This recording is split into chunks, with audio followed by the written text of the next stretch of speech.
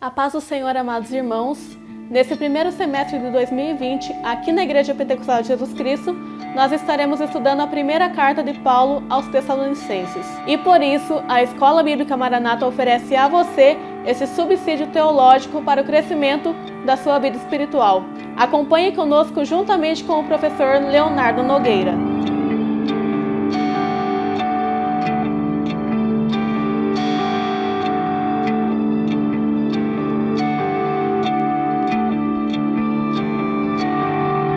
Nessa nossa primeira aula, cujo título é A Igreja em Tessalônica, eu convido você para ler comigo o texto base que se encontra na primeira carta de Paulo aos Tessalonicenses, capítulo 1, dos versículos 1 ao 7, que diz: Paulo e Silvano e Timóteo, a Igreja dos Tessalonicenses em Deus, o Pai de nosso Senhor Jesus Cristo. Graça e paz tenhais de Deus, nosso Pai, e do Senhor Jesus Cristo. Sempre damos graças a Deus por vós todos, fazendo menção de vós em nossas orações, lembrando-nos sem cessar da obra da vossa fé, do trabalho do amor e da paciência da esperança em nosso Senhor Jesus Cristo diante de nosso Deus e Pai. Sabendo, amados irmãos, que a vossa eleição é de Deus, porque o nosso evangelho não foi a vós somente em palavras, mas também em poder e no Espírito Santo, e em muita certeza, como bem sabeis, quais fomos entre vós, por amor de vós. E vós fostes feitos nossos imitadores e do Senhor, recebendo a palavra com muita tribulação, em gozo do Espírito Santo, de maneira que fostes exemplo para todos os fiéis na Macedônia. Como todos nós sabemos, essa igreja aos Tessalonicenses foi fundada pelo apóstolo Paulo com seu companheiro Silas em sua segunda viagem missionária por volta do ano 49 até o ano 52, mais ou menos, foi o período que durou essa segunda viagem. E nessa viagem muito importante, eles passaram por cidades que eram cidades-chaves na pregação do Evangelho, e a igreja de Tessalônica era justamente uma dessas igrejas. A cidade de Tessalônica era muito importante. Ela foi fundada no ano 315 a.C. por um rei grego em homenagem à sua esposa, que se chamava Tessalônica. Essa cidade, devido à sua importância, acabou se tornando a capital da Macedônia, e isso fez com que Tessalônica se tornasse, de fato, uma cidade muito rica, muito próspera e um centro muito importante para a pregação e a difusão do Evangelho naquela região da Europa. Essa carta foi escrita por volta do ano 50 d.C., sendo, portanto, a primeira carta escrita do Novo Testamento, e não somente isso, mas também o primeiro escrito canônico de todo o Novo Testamento. Então, quando nós pegamos todos os livros do Novo Testamento, o primeiro escrito deles foi a carta de Paulo aos Tessalonicenses. Isso faz com que ela seja distintamente importante e de muita relevância, sendo essa que inaugurou essa parte do Novo Testamento, que são as epístolas do apóstolo Paulo. E nós temos como um tema principal dessa primeira carta a vinda do Senhor. Se você observar com muita atenção, em todos os 5 capítulos da primeira carta de Paulo aos Tessalonicenses, em determinada altura de cada um desses capítulos, Paulo irá mencionar a vinda do Senhor, justamente porque esse era o tema central da sua carta, e com isso ele buscava trazer a mensagem de Deus para aquela igreja, para que aqueles irmãos fossem consolados, para que eles fossem confortados e encorajados a continuarem sua vida cristã. Por isso, essa igreja foi muito importante em todo o ministério do apóstolo, mas assim como em todas as outras igrejas, como sabemos e vemos no livro de Atos, nós vemos que a fundação dessa igreja esteve coberta de muitos desafios, de muitos problemas e também de muitas perseguições. Nós podemos ver a fundação da igreja de Tessalônica em Atos, no capítulo 17, a partir do versículo 1 até o versículo 10. Os apóstolos e muitos outros companheiros de viagem chegaram àquela região da Europa, passando primeiramente por Filipos, onde nós já conhecemos aquela famosa história da conversão de Lídia, a conversão daquela jovem com espírito de adivinhação, a conversão do carcereiro e muitas perseguições que eles enfrentaram naquela região. Chegando em Tessalônica, a história não foi muito diferente. Ali eles enfrentaram oposições, ali eles enfrentaram também a fúria dos judeus, mas eles também perseveraram no seu trabalho de fundação da Igreja do Senhor. No primeiro ponto da nossa revista, diz assim: foi fundada por Paulo. Como nós já bem falamos, a igreja aos Tessalonicenses, a igreja, ou melhor, de Tessalônica, foi fundada pelo apóstolo Paulo e seus companheiros na sua segunda viagem missionária. Aqueles queridos irmãos passaram por esta região da Macedônia, que era uma região muito importante, uma província muito importante ali no sul da Europa, e isso inaugurou então a entrada do evangelho no continente europeu. E por isso, todas as regiões ali da Europa, exclusivamente da Macedônia, em primeira mão, foram muito importantes para a difusão do evangelho em toda aquela região, que fez com que a Europa se tornasse um continente cristão, essencialmente, nos seus primeiros anos da era cristã. A igreja foi fundada por Paulo e seus companheiros durante essa segunda viagem, após eles passarem pela região de Filipos. E quando chegou em Tessalônica, o apóstolo Paulo, ele pregou como de costume na sinagoga dos judeus, onde ele certamente como judeu seria muito bem aceito. Ele pregou 3 sábados consecutivos na sinagoga, mas após os judeus verem e observarem que o evangelho acabou tendo uma grande aceitação, especialmente das pessoas importantes da cidade, como nós podemos ver isso em Atos 17, em que a Bíblia vai dizer que mulheres importantes e distintas da sociedade, alguns judeus e pessoas gregas, religiosos, acabaram aceitando a mensagem do evangelho de Cristo.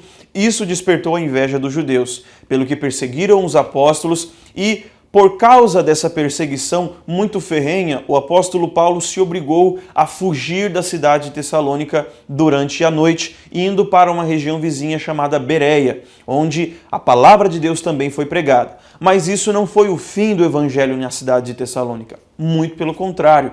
A palavra do Senhor vai nos mostrar que Paulo ele permaneceu por algum tempo em Tessalônica e esse tempo foi suficiente para que a igreja ali se fortificasse no Senhor e estivesse fundamentada. Se nós formos comparar a história da igreja de Tessalônica com outras igrejas fundadas pelo apóstolo, será possível observar que apesar do pouco tempo que Paulo permaneceu ali, essa foi uma das igrejas que obteve maior resultado e o mais rápido deles, justamente pelas características daquele povo que recebeu de bom grado a palavra do Senhor. No ponto 2 da nossa revista, nós temos o tema A Nossa Salvação, que estão baseadas nos versículos 1 ao 4 do nosso texto base. Toda essa parte da lição está fundada em uma parte específica de um versículo, do versículo 1, que diz: Igreja dos Tessalonicenses em Deus. E isso mostra muito claramente o caráter daquela igreja, e não somente daquela igreja, mas de todas as outras igrejas, da qual também nós somos participantes. A igreja dos Tessalonicenses em Deus. E isso mostra um fator muito importante para a realidade daquele povo que estava servindo ao Senhor. E com isso, a nossa salvação, ela pode ser caracterizada, ela pode ser organizada em diferentes aspectos e em diferentes níveis, os quais nós temos presentes em nossa lição. Acompanhe aí na página 10. O primeiro ponto diz assim: a salvação começa em Deus. Deve ser muito claro em nossa mente que a nossa salvação, ela não é algo que parte de nós. Eu não decido me salvar e muito menos tomo o primeiro passo para isso. A nossa salvação depende principalmente da disposição de Deus em querer nos salvar. Depende da graça do Senhor sobre nós, da sua misericórdia sobre nós e não daquilo que eu posso fazer ou daquilo que eu desejo fazer por mim mesmo. Como diz em nosso texto, a expiação procede do coração amoroso de Deus. Portanto, a nossa salvação em Deus depende primeiramente do próprio Deus. No segundo ponto, a salvação envolve a fé em Deus. Se há algo em nós que possa ser feito para a salvação, é crer em Deus. É crer em Cristo e em sua obra. Não existe obra humana que possa salvar, não existe obra de lei que possamos fazer para que sejamos salvos. Isso depende exclusivamente da graça de Deus. Mas para receber essa graça, o caminho é a fé em Cristo e em sua obra. É muito importante, quando você, professor, for inclusive dar essa aula, salientar que apenas a fé não é resolutiva. E isso porque nós podemos crer em muitas coisas e nem todas elas estarão certas. Então apenas crer, ou apenas crer em um Deus que não se conhece, um Deus abstrato, como aquela velha história que nós sempre ouvimos, que todos os caminhos levam a Deus, que todas as religiões são boas e que tudo no fim das contas levará à salvação. Isso não é verdade. Isso está contrariando o princípio bíblico. A palavra do Senhor diz que para sermos salvos precisamos ter fé em Deus. Precisamos depositar a nossa fé em Cristo e na obra que Ele já realizou por nós na cruz do Calvário. Portanto, a salvação ela envolve a fé em Deus. E é isso que Paulo escreve também aos irmãos de Éfeso, dizendo: pela graça sois salvos por meio da fé. Isso não vem de vós, é dom de Deus. E assim, no nosso texto da nossa revista, podemos ler: a salvação é um dom da graça de Deus, mas somente podemos recebê-la em resposta à fé do lado humano. Portanto, se há algo que nós devemos fazer para a nossa salvação, não é obra alguma, mas apenas crer e confiar em Cristo e em sua obra. Nenhum esforço de nossa parte poderá realizar a salvação ou salvar as nossas vidas, e muito menos a de outras pessoas. Isso depende da fé na graça do Senhor. O terceiro ponto, a salvação envolve a Trindade. Justamente essa doutrina que para muitos parece tão abstrata, ela na verdade está presente de maneira muito viva em nossa salvação. E isso por uma simples construção do processo da salvação em nós, em que começamos que Deus Pai, por Ele, fomos salvos quando Ele nos escolheu, portanto a escolha soberana de Deus para nós, segundo a graça, que escolheu a sua igreja para a salvação. Quando nós passamos a fazer parte desta igreja, nós nos tornamos também parte desse corpo que será salvo. Portanto, depende da nossa escolha por Deus. Depende de Cristo quando Ele morreu por nós na cruz do Calvário. E isso faz também com que a salvação esteja presente e diretamente ligada à pessoa de Cristo, aquele que foi o nosso Redentor, aquele que derramou o seu sangue para que eu e você pudéssemos então receber o dom da salvação.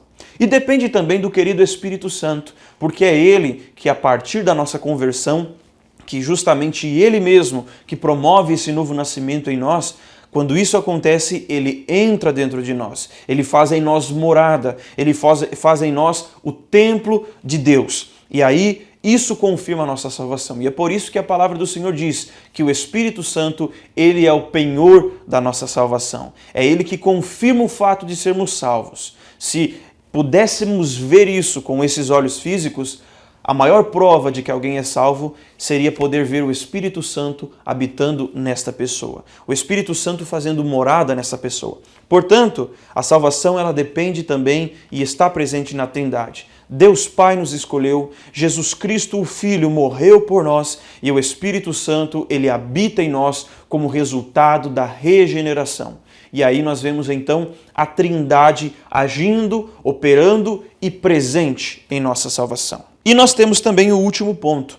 A salvação envolve a perseverança. Todos nós conhecemos também aquele famoso texto de Mateus em que o Senhor Jesus diz: aquele que perseverar até o fim será salvo. E isso mostra, portanto, que nós devemos lutar pela nossa salvação, como também diz a Escritura em outra parte, que nós devemos fazer-nos dignos de nossa eleição e vocação. Não é simplesmente crer, bom, o Senhor me salvou e está tudo certo. Não, nós temos que a cada dia perseverar no caminho do Senhor, lutar no caminho do Senhor para fazer cada vez mais firme a nossa eleição e vocação em Deus. Por isso, a salvação envolve todos esses pontos que não podem ser esquecidos em nossa vida cristã. É importante lembrar também, especialmente para você, professor, que está assistindo esse vídeo, transmitir isso para a sua classe, que embora a perseverança seja um fator primordial para a nossa salvação, ou seja, o fato de permanecermos no caminho do Senhor para que a nossa salvação ela se confirme a cada dia, nós devemos sempre nos lembrar que a perseverança do cristão ela depende da graça de Deus sobre nós. Não é algo que eu decido fazer por mim mesmo ou que com os meus próprios recursos eu possa fazer. Não existe em nós, seres humanos, forças naturais que nos conduzam ou nos façam permanecer no caminho do Senhor. É por isso que o Espírito habita no cristão. É por isso que o Espírito está dentro do cristão, pois ele, uma vez fazendo morada em nós, ele promove essa santificação dentro de nosso coração, ele nos leva a uma vida de santidade diante de Deus, de perseverança diante do caminho do Senhor e também, o mais importante de tudo, ele nos faz rejeitar o pecado a cada dia. Ele coloca em nosso coração esse sentimento de aversão ao pecado. E muito embora o cristão ainda peque, o Espírito que está dentro dele não o acusa. Não se esqueça disso, Quem acusa-nos do nosso pecado é o diabo, ele é o acusador. O Espírito Santo nos convence, é isso que ele faz em nosso coração. E com isso, a cada dia, pelo próprio Espírito do Senhor, somos encaminhados e encorajados a permanecermos firmes no caminho do nosso Salvador. No último ponto da nossa aula, o ponto 3, o nosso título é o seguinte: tinha um povo exemplar. Essa talvez seja uma das partes mais belas dessa lição, justamente por mostrar os efeitos da obra missionária de Paulo e seus companheiros na fundação daquela igreja e também na perseverança daqueles queridos irmãos da cidade de Tessalônica. No primeiro ponto destacado nesse trecho da aula, nós temos a informação de que eles receberam a palavra. Quando nós lemos em nosso texto base, nós vimos muito claramente que Paulo vai destacar de maneira muito satisfatória que os irmãos tessalonicenses receberam a palavra do Senhor de bom grado. A palavra teve boa entrada diante deles. A palavra teve aceitação àqueles irmãos. E esse é o primeiro ponto para que uma igreja permaneça firme no Senhor, é receber de bom grado a palavra de Deus. Nós temos que ter muito claro em nossas mentes que a menos que uma igreja receba e guarde a palavra de Deus, ela permanecerá firme. Nós temos que entender que a palavra de Deus é a base fundamental sobre a qual a igreja está edificada, e a menos que ela seja anunciada, que ela seja dada, que ela seja ensinada ao povo, a igreja ela não subsistirá. Portanto, um fator primordial, principal e muito importante para a igreja de Tessalônica foi a maneira com que eles receberam a palavra de Deus. Você pode observar, inclusive, isso que no livro de Atos dos Apóstolos, quando Lucas escreveu sobre esse período em que Paulo esteve em Tessalônica e depois passou para a Bereia, a Escritura vai dizer o seguinte, que os irmãos bereianos se fizeram mais nobres que os tessalonicenses. Por quê? Porque enquanto os apóstolos pregavam, eles iam e conferiam nas Escrituras se aquilo era realmente daquele jeito. Mas se a Bíblia está dizendo que os bereanos foram mais nobres por essa atitude, isso está sugerindo então que os tessalonicenses foram também nobres, porque receberam de bom grado a palavra de Deus. Muitos buscam a nobreza em coisas visíveis, em coisas materiais, em coisas terrenas, em coisas fúteis e supérfluas, em riquezas, em acúmulo, em carros novos, em casas bonitas, mas se esquecem que a verdadeira nobreza é ouvir de bom grado a palavra e guardar em seu coração. O segundo ponto de destaque sobre a igreja exemplar que havia em Tessalônica era que eles seguiram seus líderes espirituais. Eles não apenas aceitaram a palavra de bom grado, mas eles deram ouvidos atentos àquilo que os apóstolos disseram a eles. E não somente isso. A vida dos tessalonicenses foi exemplar porque eles não apenas ouviram a palavra, mas eles também praticaram. E é por isso que Paulo disse no texto base da nossa lição de hoje que eles se fizeram imitadores do apóstolo. E é isso que Paulo, inclusive, vai rogar a outros irmãos que fossem imitadores dele, assim como ele foi de Cristo. Portanto, a vida dos tessalonicenses era exemplar não apenas naquilo que eles ouviam, não apenas na maneira com que recebiam a palavra, mas também na sua conduta diante desta palavra. E eles se fizeram, então, verdadeiros seguidores dos seus líderes espirituais e pessoas que respeitavam essa liderança. Como diz a carta aos Hebreus, em que os líderes eclesiásticos, os pastores, nós devemos zelar por eles assim, porque eles também zelam por nós, porque eles buscam nos apresentar a Deus, para que eles não façam esse trabalho gemendo, chorando, e é por isso que devemos obedecê-los, devemos respeitá-los e honrá-los, porque foram constituídos por Deus para a sua igreja. Um outro fator muito importante também, que não podemos nos esquecer, é que a Escritura vai mostrar muito claramente que os tessalonicenses se fizeram de tal forma valiosos nesse trabalho de evangelização que a fé deles foi conhecida em toda a região da Europa, naquela região da Macedônia, da Acaia, onde também estava a igreja de Corinto. Portanto, a fé daqueles irmãos estava ficando famosa. Eles não ficaram famosos por grandes cantores que havia naquela igreja. A igreja tinha acabado de ser fundada. Eles não ficaram famosos por grandes oradores ou pregadores que estavam naquela igreja, porque de fato ela não tinha essas pessoas. Mas a igreja ficou famosa pela fé daqueles irmãos. E Paulo vai dizer, em todo lugar se ouve falar da fé de vocês. E por isso nós nos alegramos no Senhor, porque a fé de vocês está ficando famosa. E essa fé famosa não é simplesmente uma fé que direciona holofotes, é uma fé que faz que pessoas sejam encorajadas, faz com que pessoas tomem ânimo, faz com que pessoas se sintam também dispostas a seguir ao Senhor e agir de tal maneira. Portanto, os Tessalonicenses eram de fato irmãos exemplares. Tinham defeitos, como todas as outras igrejas, mas eram irmãos exemplares porque receberam de bom grado a mensagem do Senhor. O terceiro ponto, Paulo vai destacar que eles sofreram por Cristo. E eu gostaria de ler com você o versículo 6 para nós termos essa ideia um pouco mais clara e memorarmos mais uma vez, em que Paulo vai dizer o seguinte: e vós fostes feitos nossos imitadores e do Senhor, o que é o mais importante, recebendo a palavra em muita tribulação, com gozo do Espírito Santo. Aqui está o grande paradoxo da vida cristã. Eles receberam a palavra com muita tribulação. Você deve imaginar como era o mundo da época e a dificuldade que era receber e guardar a palavra naqueles dias no mundo daquela época. E isso fez com que a igreja ali fosse fundada sob suor, sob sangue, sob tribulação e sob lutas. Mas isso não tirou daqueles irmãos o gozo do Espírito Santo, a alegria do Espírito Santo. E eis aí mais uma prova de que a nossa salvação depende do Espírito, porque o gozo, o prazer, a alegria é um fruto do Espírito dentro do crente, no coração do crente, na vida do crente. Portanto, somente quando o Espírito habita em nós, ele produz esse fruto maravilhoso que nada pode tirar de nós, apesar das tribulações. E aqueles irmãos sofreram por amor a Cristo e sua palavra, mas isso não foi capaz de tirar-lhes a alegria da sua salvação.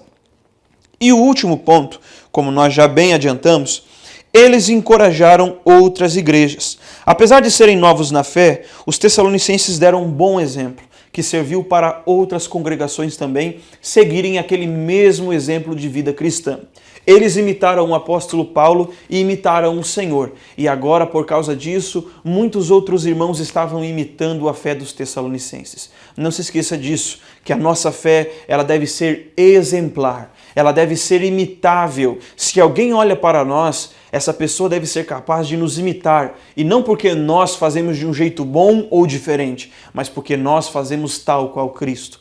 Jesus nos chamou para segui-lo, tomando a cruz e seguindo no mesmo caminho que ele seguiu. Fazendo isso, outras pessoas também poderão olhar para nós e seguir o nosso exemplo de fé. Portanto, a igreja aos Tessalonicenses era exemplar, repetindo, porque eles receberam a palavra de bom grado, porque eles seguiam e obedeciam os seus líderes espirituais, porque eles sofreram por amor a Cristo e porque eles encorajaram outras igrejas com o seu testemunho de fé. Concluímos da aula de hoje a grande eficácia do Evangelho na cidade de Tessalônica e como a igreja ali foi fortificada no Senhor. Aqueles irmãos receberam a palavra do Senhor e eles foram perseverantes na fé, no amor e na esperança. Esperança essa no aguardo da vinda do Senhor, como veremos nas lições posteriores. E isso serve para nós de grande encorajamento, um grande exemplo cristão para ser seguido, não somente naquela geração, mas principalmente em nossa geração, em que nós vemos pessoas relativizando a fé, nós vemos pessoas relativizando as coisas de Deus e não dando o devido valor à vida cristã, como se ela não precisasse mais ser exemplar. Hoje nós olhamos para as pessoas e não podemos mais saber a diferença entre aquele que serve a Deus e o que não serve. Por isso, essa lição nos encoraja a viver uma vida distinta, uma vida de verdadeira entrega ao Senhor, uma vida que seja exemplar em nossa fé, em nosso amor e em nossa esperança ao Senhor. A igreja de Tessalônica foi firmada e fundada no Senhor, e assim também devemos ser nós na presença do Senhor em nossos dias. Que Deus abençoe a sua vida, obrigado por nos acompanhar nesta primeira aula e esperamos você no nosso próximo episódio. Até lá!